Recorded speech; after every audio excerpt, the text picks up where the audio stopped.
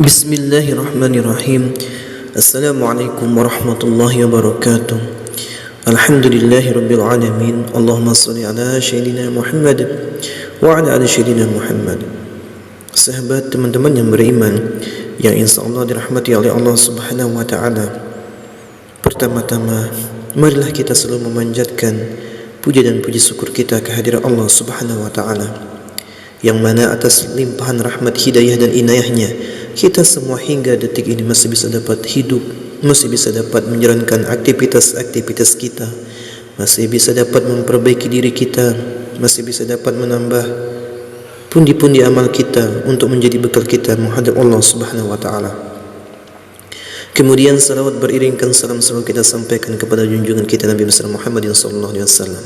Sahabat yang beriman, dalam kesempatan ini kita akan mengulas tentang amalan-amalan yang terbaik yang dapat dilakukan apabila kita sudah memasuki usia-usia yang sudah tua. Ada amalan terbaik kaum lansia, lanjut usia, atau sudah mulai uzur, yakni selalu mendekatkan diri kepada Allah Subhanahu wa taala. Cara mendekatkan diri kepada Allah Subhanahu wa taala saat uzur ini yakni dengan melakukan amalan yang disunahkan, yang pahalanya pahala tetap mengalir selama melakukannya, semata-mata hanya untuk memperoleh ridha dari Allah Subhanahu wa taala. Banyak dalil yang menyebutkan para lansia yang sedang uzur walaupun tidak dapat melaksanakan amalan wajib tetap diperbolehkan melakukan amalan-amalan yang bisa mendatangkan pahala baginya, seperti berikut ini. Yang pertama, memperbanyak zikir dan doa. Para ahli fikih sepakat bahawa 3 poin ibadah, yaitu istighfar, zikir dan doa, yang tidak disyaratkan yang melakukannya harus dalam keadaan suci dari hadas besar maupun hadas kecil. Artinya, seseorang yang sedang uzur meskipun dia berhadas besar, tidak ada larangan baginya beristighfar, zikir dan berdoa setiap waktu. Sebab berzikir dan berdoa adalah hal yang Allah perintahkan setiap saat dan kapanpun. Kemudian yang kedua, bersedekah.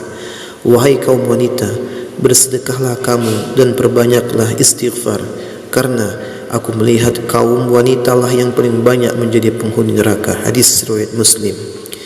Bersedekah tidak perlu menunggu kaya. Sebesar atau sedikit harta yang kita punya, terdapat bagian untuk seseorang yang memerlukan uluran tangan kita. Sedekah tidak harus banyak, asalkan harta yang kita keluarkan itu benar-benar ikhlas karenanya. Tidak ada alasan bagi kita yang sedang uzur atau sedang tidak berpuasa tidak melakukan amalan ini. Sedekah di hadapan Allah tidak dinilai dari seberapa besar atau kecilnya, tetapi seberapa pengorbanan dan keikhlasan terhadap harta yang disedekahkan. Kemudian yang ketiga, mendengarkan ayat suci Al-Quran dan tausiah. Ada beberapa riwayat yang tidak membolehkan para lansia yang sedang uzur untuk membaca kitab suci Al-Quran. Akan tetapi, mempelajari, mentadaburi, atau sekedar mendengarkan lantunan ayat suci adalah sesuatu yang diperbolehkan. Kemudian, agar imannya senantiasa terjaga dan tidak sampai berada titik terbawah, mendengarkan tausiah bisa sebagai salah satu alternatif agar senantiasa membuat kita bermuhasabah diri dan mengingat Allah Subhanahu wa taala.